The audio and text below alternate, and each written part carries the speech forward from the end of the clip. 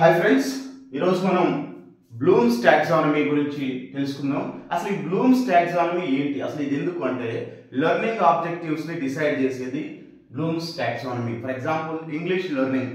Okay, so what is the purpose of teaching English and what is the purpose of teaching learning English అనే దాని మీద ఇది ఎక్కువగా concentrate చేస్తూ ఉంటుంది అనమాట. అంటే ఈ Bloom's taxonomy not only for English, all subjects కి ఇదే డొమైన్ లో వర్క్ చేస్తూ ఉంటుంది అనమాట. దీన్ని బెంజమిన్ బ్లూమ్స్ అనేటువంటి వ్యక్తి మొట్టమొదటిసారిగా ప్రపోజ్ చేశాడు. ఇది ఎప్పుడంటే 1956. అయితే ఈ బెంజమిన్ బ్లూమ్స్ అనేటువంటి వ్యక్తి లెర్నింగ్ అవుట్కమ్స్ అనేవి 3 డొమైన్స్ లో వర్క్ చేస్తూ ఉంటుంది అని చెప్పాడు. What are the learning objectives? Okay, learning objectives అనేవి ఏమేమి విభాగాల్లో ఉంటాయని చెప్పేసి అంటే ఈయన 3 విభాగాల్లో ఉండాలి అని చెప్పేసి చెప్తున్నాడు. అదేంటంటే కాగ్నిటివ్ డొమైన్,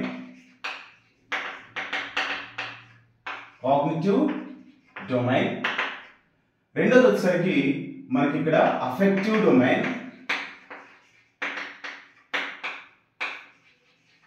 మూడోది వచ్చేసరికి మనకి ఇక్కడ సైకోమోటర్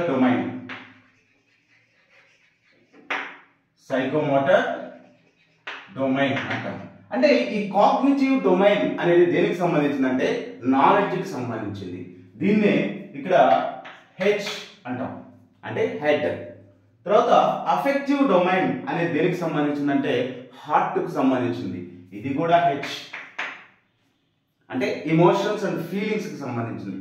ఇదేమో కాగ్నిటివ్ డొమైన్ ఏమో నాలెడ్జ్ కి సంబంధించింది, అండ్ అఫెక్టివ్ డొమైన్ ఏమో ఫీలింగ్స్ ఆర్ ఎమోషన్స్ కి సంబంధించింది.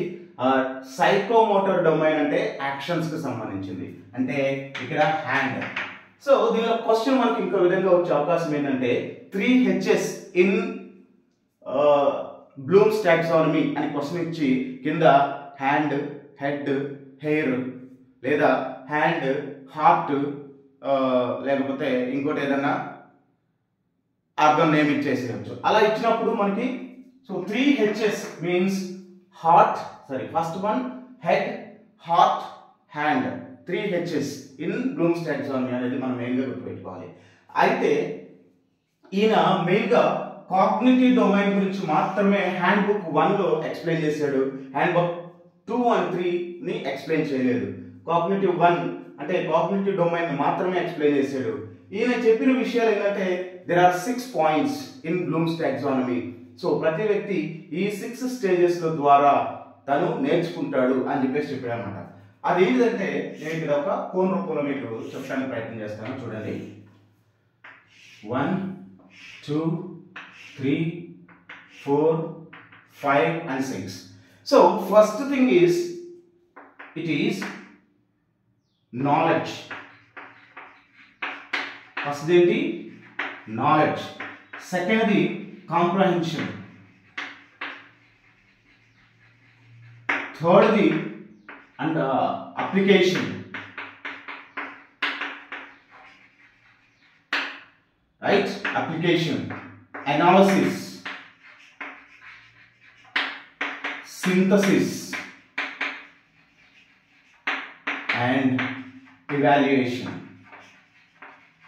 ఇవి ఈ 4 పాయింట్స్, ఈ 6 పాయింట్స్ ని తెలియజేస్తుంది అనమాట. బ్లూమ్స్ టాక్సానమీ అనేది అతను బ్లూమ్స్ ఈ 6 పాయింట్స్ ద్వారా లెర్నింగ్ అవుట్కమ్స్ అనేవి జరుగుతాయని చెప్పి చెప్తున్నాడు.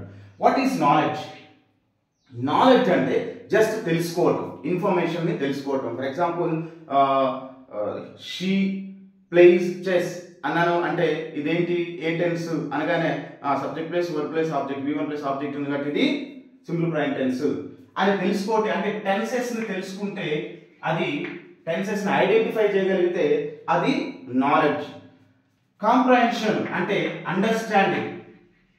ఓకే, కాంప్రహెన్షన్ అంటే అండర్స్టాండింగ్.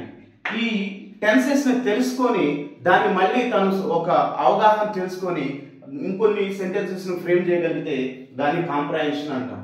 తర్వాత అప్లికేషన్ అంటే for example subject plus V2 plus object అనే సింపుల్ పాస్ట్ టెన్స్ నేను ఒక సెంటెన్స్ చెప్తే దాన్ని ఇంకో సిచ్యువేషన్ లో నిన్న నేను చర్చ్కి వెళ్ళాను అని చెప్పాను అనుకో, I went to church yesterday. I went to church. I subject to went past form అని చెప్పేసి వస్తే ఇక్కడ సేమ్ ఇలాంటి యూజెస్ సెంటెన్సెస్ ని పాస్ట్ టెన్స్ అనగానే V2 రావాలి అని ఆలోచించుకొని అప్లై చేసి కొన్ని సెంటెన్సెస్ ని ఫ్రేమ్ చేస్తే అది అప్లికేషన్.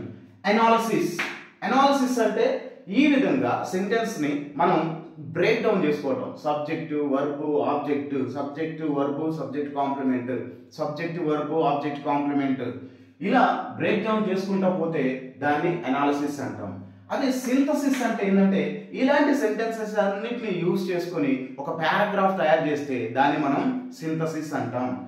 అది ఇవాల్యుయేషన్ లోకి వెళ్తే సో మనం రాసినటువంటి దాన్ని తర్వాత మనం జడ్జ్ చేసుకోవటం లేదా ఎదుటి వ్యక్తులు మనల్ని జడ్జ్ చేసి అది తప్ప రైటా తెలియజేస్తే దాన్ని ఇవాల్యుయేషన్ అంటాం. ఈ 6 ప్రాసెస్ ద్వారా లెర్నింగ్ అనేది జరుగుతుంది అని చెప్పేసి బ్లూమ్స్ చెప్పాడు. ఫస్ట్ వన్ ఈజ్ నాలెడ్జ్ అంటే జస్ట్ ఐడెంటిఫైయింగ్.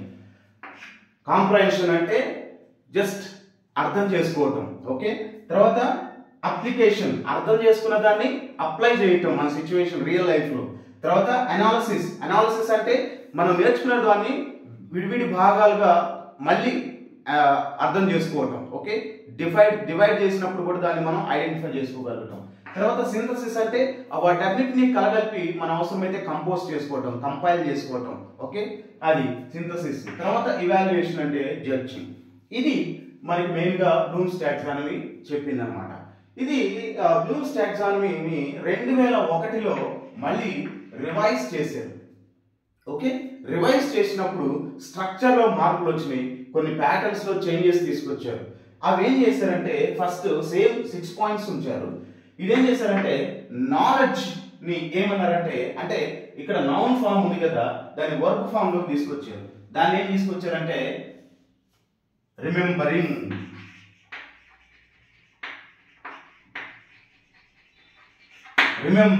అని అన్నారు. నాలెడ్జ్ ని రిమెంబరింగ్ అన్నారు.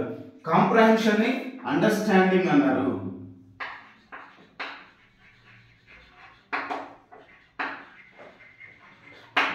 తర్వాత అప్లికేషన్ ని అప్లయింగ్ అన్నారు. తర్వాత అనాలిసిస్ ని అనలైజింగ్ అన్నారు. తర్వాత సింథసిస్ ని ఇక్కడ ఏం చేశారంటే ఈ రెండు ఎక్స్చేంజ్ అయినాయి. ఓకే, ఈ రెండు ఎక్స్చేంజ్ అయినాయి అంటే ఇవాల్యుయేషన్ ఇక్కడికి వచ్చింది, ఇవాల్యుయేటింగ్ అని అన్నారు. ఇది సింథసిస్ ఏమైందంటే క్రియేటివిటీ అయింది. సింథసిస్ అనేది క్రియేటివిటీ అయింది. సో ఇది చేంజెస్ వచ్చినాయి అనమాట. ఇదేమో నౌన్ ఫామ్ లో ఉంటాయి అన్ని, ఇక్కడికి వచ్చేసరికి మనకి వర్బ్ ఫామ్ లోకి చేంజ్ అయింది. తర్వాత సింథసిస్ అనేది పైకి వెళ్ళిపోయింది, ఇవాల్యుయేషన్ అనేది కిందకి వచ్చేసింది. ఇక్కడ evaluating or creating or creativity. Okay, ఇదన్నమాట మెయిన్ గా మనకి. సో ఇక్కడ క్వశ్చన్స్ మనకి as per Bloom's taxonomy what is the lower order thinking question or lower order thinking material అంటే knowledge. According to Bloom's taxonomy what is the higher order thinking codes or the material అంటే evaluation. అలాగే revised Bloom's taxonomy ప్రకారం what is the higher order thinking capacity skill అంటే creativity or creating. Okay, creating అని కూడా రాసుకోవచ్చు మనం. ఇది main గా మనకి వచ్చేటువంటి క్వశ్చన్స్ అన్నమాట. సో వీడియో నచ్చితే కంపల్సరీగా లైక్ చేయండి, అందరికీ షేర్ చేయండి, సబ్స్క్రైబ్ చేయండి. Thank you.